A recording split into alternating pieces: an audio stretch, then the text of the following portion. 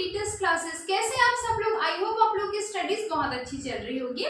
आज हम बायोलॉजी में जिसमें जेनेटिक्स वाला जो टॉपिक है उससे बहुत ही इंपॉर्टेंट पीवाईक्यूज करने वाले हैं जो हमारे अपकमिंग एग्जाम्स में बहुत हेल्पफुल होंगे। जेनेटिक्स से जो क्वेश्चंस बार बार पूछे जाते हैं ये किसी न किसी एग्जाम में पूछे गए हैं। आज हम उन क्वेश्चंस को डील करेंगे और साथ ही साथ उसका एक्सप्लेनेशन भी देखेंगे शॉर्ट में। तो स्टार्ट करते हैं, टाइम वेस्ट नहीं करते। जो लोग भी चैनल में नए हैं चैनल को सब्सक्राइब कीजिए, लाइक कीजिए, शेयर कीजिए। भाई आपका सपोर्ट बहुत इंपॉर्टेंट है। तो फर्स्ट क्वेश्चन देखते हैं जेनेटिक्स का। फादर ऑफ जेनेटिक्स, जो जेनेटिक्स जो कि ब्रांच है पूरी की पूरी बायोलॉजी की, बायोटेक्नोलॉजी की, उसमें जो उसके फादर है, जो फाउंडिंग मेंबर थे उसके, उनका नाम क्या था? तो जेनेटिक्स के फादर, इसके उत्पत्ति कारक हम किसको बोलते हैं? तो ग्रेगोर जॉन मेंडल, या इसी को आप जी मेंडल के नाम से जानते हैं। ठीक है, ग्रेगोर जॉन मेंडल, ये कौन थे भाई? ये फादर ऑफ जेनेटिक्स थे। इन्होंने ही जेनेटिक्स का कंसेप्ट दिया था कि कुछ चीजें होती है जो कि एक जनरेशन से दूसरे जनरेशन में पास आउट होती है और इसके कुछ स्पेसिफिक अलील्स होते हैं, जीन्स होते हैं, ये सारी चीजें। इतना डीप तो हम अभी इतने छोटे से वीडियो में समझ नहीं सकते, तो ध्यान रखेंगे कि फादर ऑफ जेनेटिक्स कौन है? ग्रेगोर जॉन मेंडल है। ठीक है, सेकंड क्वेश्चन देखते हैं, अल्टरनेटिव फॉर्म ऑफ जीन। अब भाई ये क्वेश्चन बार बार पूछा गया है, ये नेट में भी पूछा गया है बायोलॉजी से रिलेटेड, इसके अलावा एग्रीकल्चर के भी एग्जाम में पूछे गए हैं, जो बहुत सारे और कॉम्पिटिटिव एग्जाम्स होते हैं उनमें भी पूछे गए हैं। ठीक है, तो alternative form of gene, basically gene क्या होता है? तो जीन वो कैरेक्टर होते हैं जो एक जनरेशन से दूसरे जनरेशन में पेरेंट से ऑफस्प्रिंग में ट्रांसफर होते हैं। ठीक है, तो इसी जैसे कि क्या होगा, यदि मैं सिंपल शब्दों में समझाऊं तो आपने 10th तक के पढ़ाई होगा कि किसी भी कैरेक्टर को शो करने के लिए हम दो अल्फाबेट शो करते हैं। जैसे यदि मैं किसी भी एक कैरेक्टर की बात करूं तो डोमिनेंट कैरेक्टर जो होता है वो कैपिटल लेटर से शो होता है और स्मॉल से क्या होगा? रिसेसिव कैरेक्टर शो होगा। ठीक है, डोमिनेंट और रिसेसिव के फॉर्म में जो जीन होता है वो ट्रांसफर होता है। तो इसी जीन का अल्टरनेटिव फॉर्म को हम क्या बोलते हैं? सिंगल फॉर्म को हम क्या बोलते हैं? तो इसको हम एलील बोलते हैं। क्या बोलेंगे भाई? एलील बोलेंगे। ध्यान रखेंगे, यदि ये चीजें अभी समझ नहीं भी आ रही है तो आप इसको थोड़ा याद कर लीजिए, पर ध्यान रखना है। ठीक है, नेक्स्ट क्वेश्चन देखते हैं थर्ड नंबर का, म्यूटेशन क्या है? What is mutation? तो म्यूटेशन एक प्रकार के चेंजेस होते हैं, सडन हेरिटेबल चेंज। इसका क्या मतलब है? मतलब ऐसे चेंज जो कि जीन के सीक्वेंस में, डीएनए के सीक्वेंस में, सपोज आपके पेरेंट्स का एक सीक्वेंस है, ठीक है, वो चलता हुआ आ रहा है, लेकिन आपका कोई सीक्वेंस है उसमें कुछ चेंजेस आ गए, उस चेंज को हम क्या बोलेंगे? यदि वो सडनली आ रहा है बिना किसी फैक्टर के या बिना किसी इंपॉर्टेंट बोल सकते हैं रीजन के, तो that will be known as mutation. ये म्यूटेशन हमारे जीन्स में अचानक चेंजेस आ जाते हैं, कॉपी होते रहता है कैरेक्टर, लेकिन कोई सीक्वेंस जो है वो जीन का वो ऊपर नीचे हो जाता है, आगे पीछे हो जाता है, तो इसी चेंज को क्या बोलते हैं? म्यूटेशन बोलते हैं। म्यूटेशन यूजफुल भी होता है, हार्मफुल भी होता है, ध्यान रखेंगे। ठीक है, क्या होगा? Sudden heritable. हेरिटेबल मतलब एक जनरेशन से दूसरे जनरेशन में पास हो सकता है।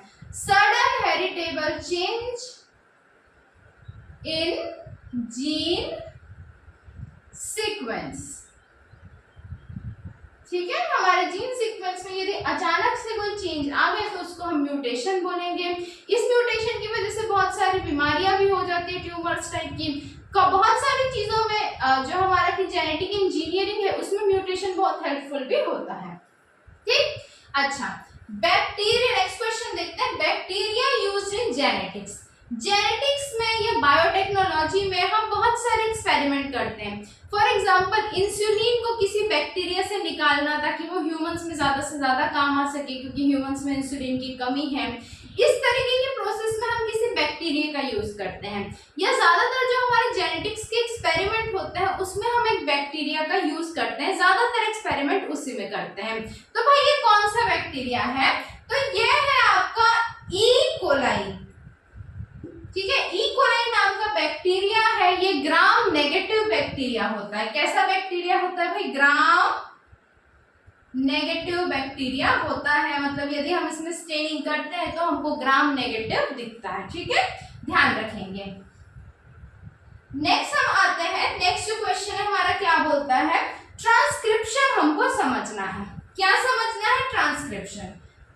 ट्रांसक्रिप्शन बेसिकली किस प्रोसेस को हम बोलते हैं? ठीक, तो ट्रांसक्रिप्शन का प्रोसेस होता है, इसमें क्या होता है, डीएनए, जो हमारा डीएनए का सीक्वेंस होता है, इस डीएनए से आरएनए बनाने का, ठीक है, डीएनए का फुल फॉर्म होता है डीऑक्सीराइबोन्यूक्लिक एसिड और आरएनए का फुल फॉर्म होता है राइबोन्यूक्लिक एसिड। ठीक है, डीऑक्सीराइबोन्यूक्लिक एसिड और राइबोन्यूक्लिक एसिड, बहुत इजी है, सबने सुना होगा, स्टिल मैं एक बार रिपीट कर दे रही हूँ। ठीक, तो डीएनए से आरएनए बनाने का जो प्रोसेस होता है, आरएनए में भी यदि मैं स्पेसिफिक जाऊं, 3 प्रकार के जो आरएनए होते हैं, एमआरएनए, आरआरएनए और टीआरएनए। ठीक है, तो इसमें से स्पेसिफाइड करें तो एमआरएनए, ठीक है, एमआरएनए, डीएनए से आरएनए या बेसिकली एमआरएनए बनाने का जो प्रोसेस होता है, that is only known as transcription. ठीक, ट्रांसक्रिप्शन में डीएनए से आरएनए बनाया जाता है, ध्यान रखेंगे। ठीक है, नेक्स्ट क्वेश्चन की मैं बात करूं तो ट्रांसलेशन क्या होता है भाई? एक शब्द हमको याद रखना है, पकड़ना है, ट्रांसक्रिप्शन, सेकेंड हमको ध्यान में रखना है ट्रांसलेशन। तो डीएनए से आरएनए बनता है तो ट्रांसक्रिप्शन होता है, और जब आरएनए से क्या बनेगा, प्रोटीन का फॉर्मेशन होगा। ठीक है, आरएनए से क्या बनेगा, प्रोटीन का फॉर्मेशन होगा। तो इसी प्रोसेस को हम किस नाम से जानते हैं? ट्रांसलेशन के नाम से जानते हैं। ट्रांसक्रिप्शन डीएनए से आरएनए, ट्रांसलेशन आरएनए से प्रोटीन। बिल्कुल ध्यान रखेंगे, कंफ्यूजन नहीं रखना है। ठीक है, एक और पॉइंट होता है बहुत important, that is replication. Replication का क्या मतलब होता है? रेप्लिकेशन का मतलब होता है कॉपी करना अपने आप को। तो यहाँ पे कौन अपने आप को कॉपी करेगा भाई? यहाँ पे जो डीएनए है, डीएनए अपने आप को कॉपी करके और डीएनए बनाएगा, अपनी कॉपी बनाएगा। ठीक है, अपनी कॉपीज बनाएगा। तो डीएनए से डीएनए बनाने का मतलब डीएनए का अपने आप को जेरॉक्स करने का, अपनी कॉपी करने के प्रोसेस को हम किस नाम से जानते हैं? रेप्लिकेशन के नाम से जानते हैं। रेप्लिका मतलब फोटोकॉपी ही होती है, इससे समझेंगे, ध्यान रखेंगे। ठीक है, एक बहुत इंपॉर्टेंट पॉइंट होता है आरटीपीसीआर। अभी ट्रेंड में है इससे क्वेश्चंस आना।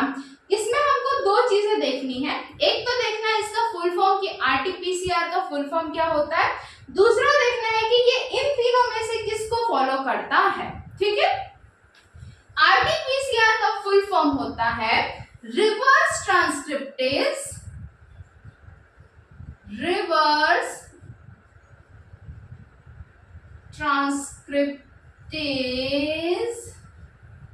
पॉलीमरेज, या कई जगह पे रिवर्स ट्रांसक्रिप्शन दे देता है। ठीक है, पॉलीमरेज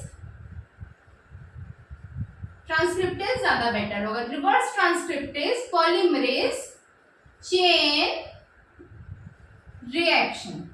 ये किसका फुल फॉर्म है? आरटीपीसीआर का है। RT-PCR is the process which is used to diagnose COVID-19. COVID-19 के लिए भी हम इसी प्रोसेस का यूज करते थे, जिससे हमको कोविड का जो CT वैल्यू है, साइकिल थ्रेशोल्ड वैल्यू है, उसका पता चलता था। ठीक है, इसके अलावा H1N1 बहुत सारे प्रोसेस है, बहुत सारे बैक्टीरियाज है, बहुत सारी डिजीज है जिसमें इसका यूज किया जाता है। करेंटली अभी ये फिर से ट्रेंड में है इसके क्वेश्चंस। इस प्रोसेस में क्या होता है? ठीक है, फुल फॉर्म ध्यान रखेंगे। इस प्रोसेस में क्या होता है? Reverse transcriptase. यहां से उठाना है कि जो ट्रांसक्रिप्शन का प्रोसेस है उसका उल्टा हो रहा है, उसका रिवर्स हो रहा है।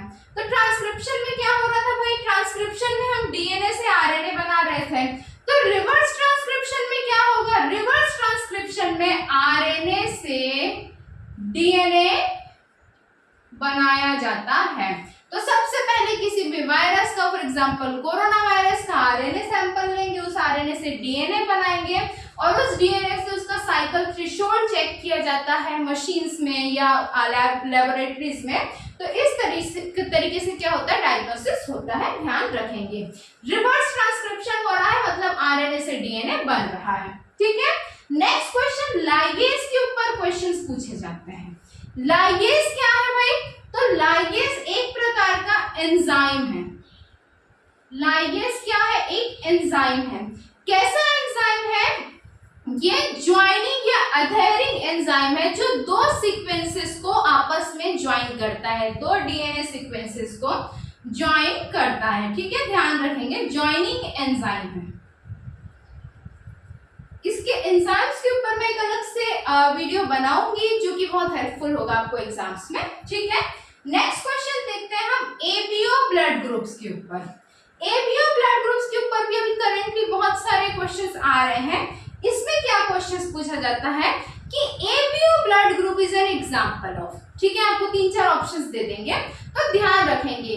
एबीओ ब्लड ग्रुप में क्या होता है, एक तो होता है ए अलील, ठीक है, जिसको आप आई शो करते हो, एक होता है बी जिसको आप IB से शो करते हो, और एक होता है O, ये क्या होगा, रिसेसिव होगा। तो बेसिकली A और B जो ब्लड ग्रुपिंग होती है जिसको IA IB बोलते हो, या A blood group B blood group, ठीक है, और O इसमें क्या होता है, हमेशा सप्रेस्ड होता है। ठीक, तो ये किसका किसका एग्जांपल है, ध्यान रखेंगे। पहले तो ये एग्जांपल है कोडोमिनेंस का, कोडोमिनेंस का। ठीक है, कोडोमिनेंस का क्या मतलब है कि A और B दोनों के दोनों बिल्कुल आपस में टक्कर में एक दूसरे को डोमिनेंसी दिखाएंगे, ना मैं तेरे से कम ना तू मेरे से ज्यादा वाला। ठीक, ध्यान रखेंगे। दूसरा ये किसका एग्जांपल है भाई, ये है मल्टीपल अलील्स का या मल्टीपल एलिलिज्म का एग्जांपल है। क्यों है, क्योंकि इसमें एक अलील है A, दूसरा है B और तीसरा है O। ठीक है, किसका एग्जांपल है, मल्टीपल एलिल्स का। ठीक है, कभी एग्जांपल है एबीओ ब्लड ग्रुप। पहले किसका है, कोडोमिनेंस और मल्टीपल एलील्स का। ये क्वेश्चंस डायरेक्ट पूछे जाते हैं, बिल्कुल ध्यान रखेंगे, 5 स्टार क्वेश्चन है। ठीक है, मोस्ट रिपीटेड क्वेश्चन है। चलो नेक्स्ट देखते हैं मोस्ट स्टेबल आरएनए। अभी मैंने बताया 3 प्रकार के आरएनए होते हैं, तो उन तीनों आरएनए में से सबसे ज्यादा स्टेबल कौन सा होता है, तो भाई जो हमारा आरआरएनए होता है, राइबोसोमल आरएनए, ये क्या होगा, मोस्ट स्टेबल होगा। इसका बेसिक काम क्या होगा, तो इसका बेसिक काम जो होता है वो होता है प्रोटीन का सिंथेसिस। प्रोटीन का सिंथेसिस। राइबोसोम क्या है, मैंने पहले भी बताया, राइबोसोम जो है वो प्रोटीन फैक्ट्री बोली जाती है, वहीं पे प्रोटीन का सिंथेसिस होता है, ध्यान रखेंगे। एक और क्वेश्चन पूछा जाता है सॉल्युबल आरएनए। सॉल्युबल आरएनए हम कौन से आरएनए को बोलते हैं, तो जो हमारा टीआरएनए है, टीआरएनए है, इसको हम क्या बोलते हैं, सॉल्युबल आरएनए बोलते हैं। ये भी ध्यान रखेंगे। तो आज की क्लास में किए हुए हर एक क्वेश्चन ट्रेंड में चलते हुए बहुत ही इंपॉर्टेंट और रिपीटेड क्वेश्चंस है, तो बिल्कुल ध्यान रखेंगे। जो समझ आता है वेल एंड गुड, जो नहीं आता है वो करंट जो भी आने वाली एग्जाम्स है उसके लिए थोड़ा माइंड में बैठा के रखिए। बायोलॉजिकल या साइंस बैकग्राउंड वालों को तो मोस्टली सारी चीजें समझ आ गई होंगी। जो मैथ्स या अदर बैकग्राउंड वाले हैं वो लोग थोड़ा सा ध्यान रखेंगे ज्यादा। कहीं पे भी डाउट आता है आप लोग बेसिकली